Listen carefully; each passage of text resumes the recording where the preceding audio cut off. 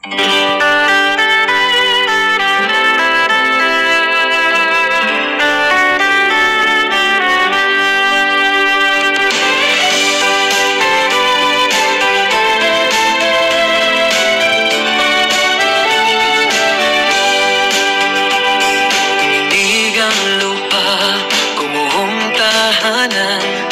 ng mga tao'y sumabay sa ulan.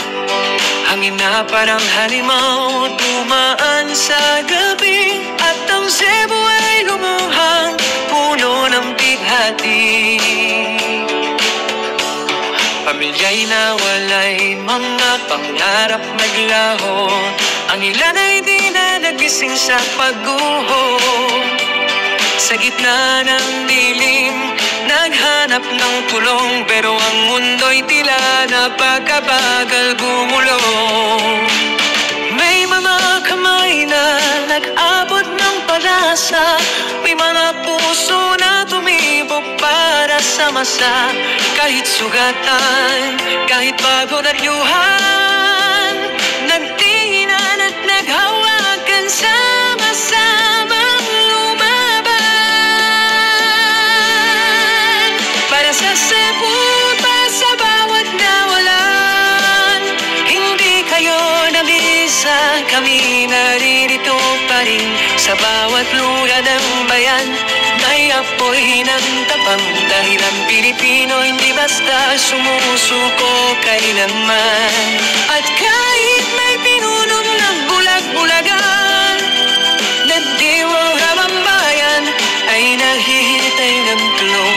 Hindi malilimutan ng puso ng karamihan kung tanong iniwan sila sa gitna ng unos.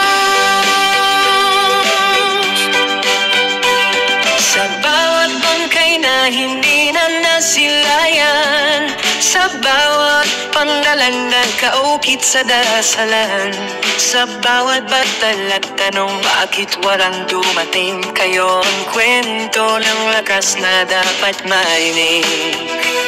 Hindi pera o kabilin ang tunay na sukatan, kundi ang pagdamay sa oras ng pagkawasak ng bayan.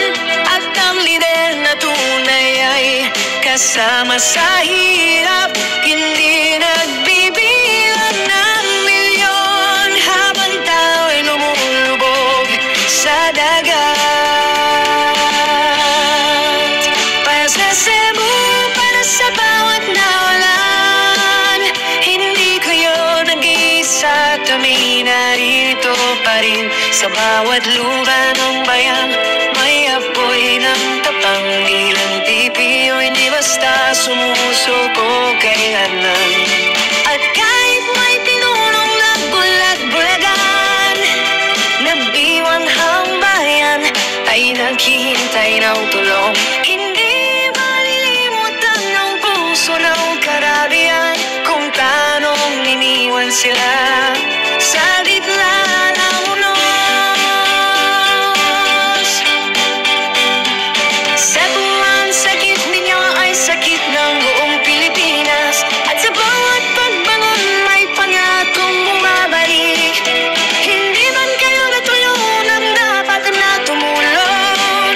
Ang bayan mismo ang nagligtas, at kayo'y muling tatayo, muling sisikat. At kayo'y muling tatayo, muling sisikap.